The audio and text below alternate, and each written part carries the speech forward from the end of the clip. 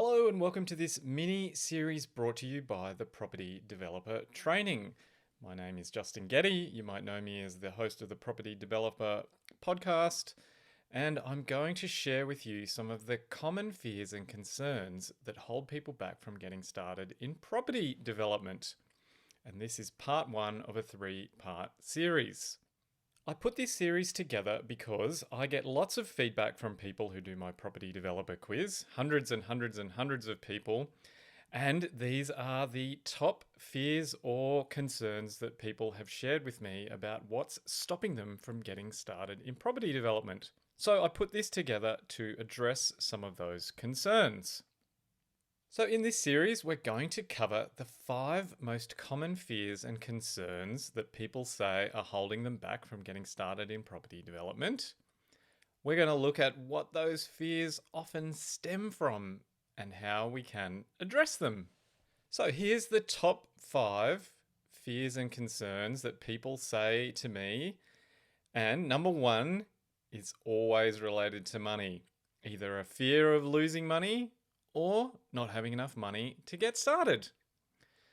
Number 2 is related to determining whether a project is viable or not. Number 3 is usually to do with finance more broadly related to property development. Number 4 is about the riskiness of doing a development project. People think it's a risky endeavor. And number 5 is people don't know where to even start with doing a property development project. So let's go through and address each of those. But before we do, let's take a look at fear. So I've put together what I call the Feary Trinity of property development. So these are the 3 key things that people have the most fear about, and they're all interrelated. At the top there, you have money, issues related to money. And down the bottom, you've got risk and viability. So the risk of doing a project and getting burnt and figuring out whether it's even viable to do a project, because how do you work out a feasibility when you don't even know where to start? So we're going to address each of those as we go through this series. And in the middle is how you address and resolve those concerns. And it comes down to education and awareness. So fear, what is it? At its most basic, it's really our imagination running wild and projecting the most horrible things that could happen to us, or as the acronym goes, false expectation appearing real. And for humans, fear drives a lot of our decision making, and we tend to think that the worst thing is going to happen to us. Yet, study after study has shown that our greatest fears rarely eventuate. And I'm sure you've been in that situation where something's happened, you've lost a job, or something's happened to you and you think, oh my gosh, this is going to be so bad. All these things could happen.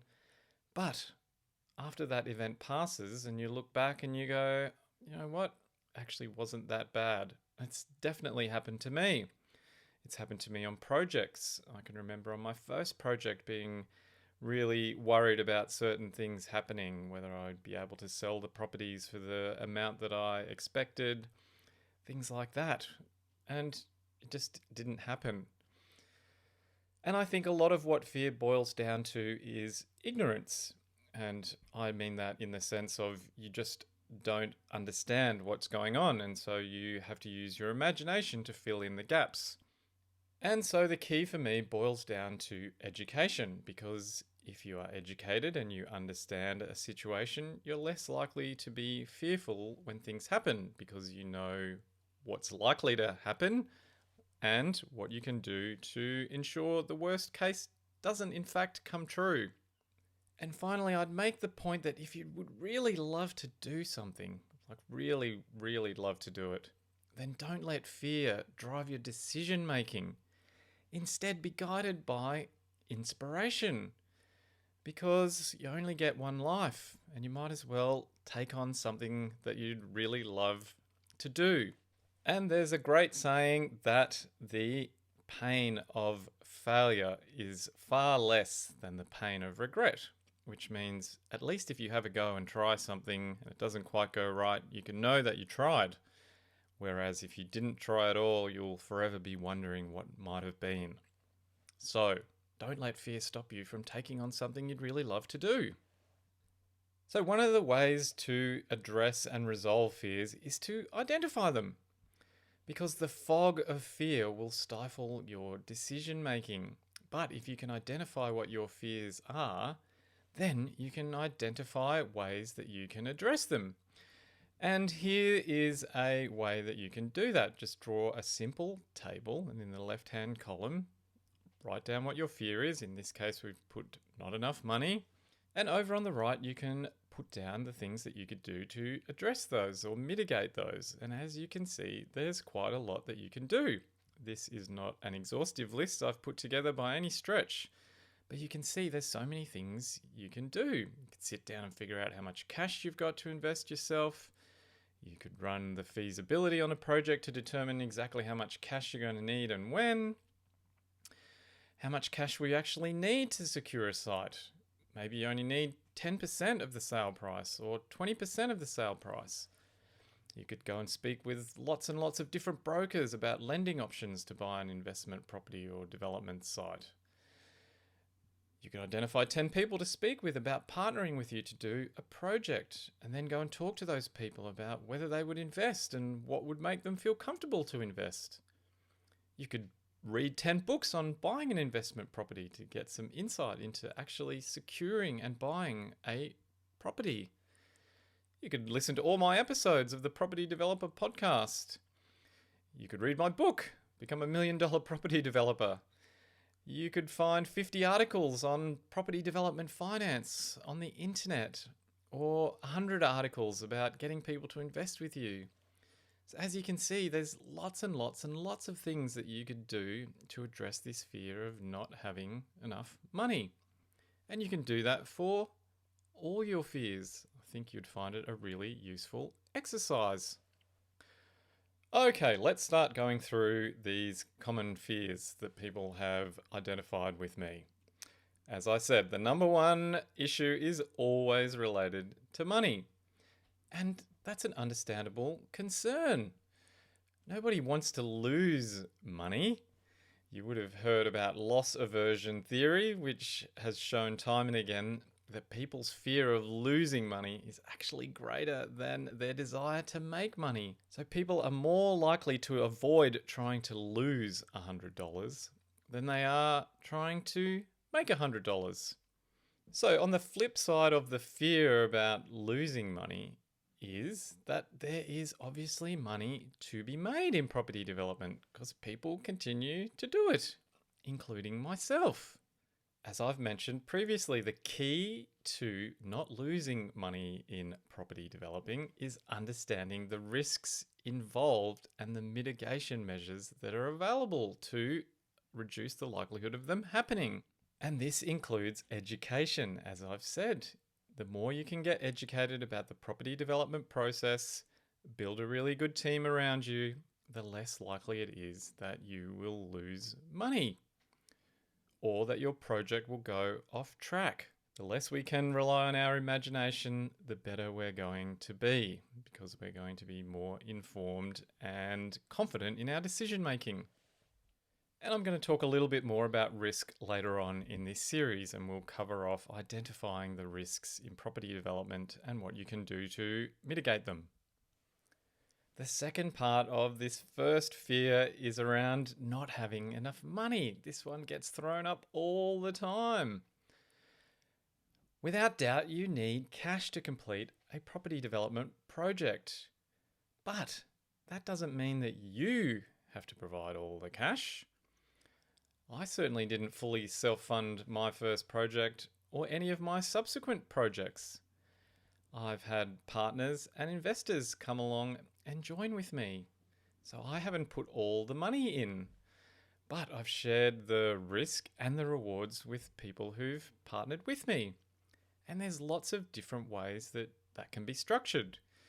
You can have joint ventures where you might partner up with someone and share the roles and responsibilities and the money that gets put in, and then you share the profits at the end.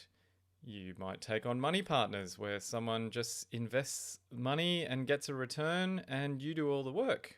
You might share the profits or make a interest payment on the money, or both. There's lots of different ways that can be cut up.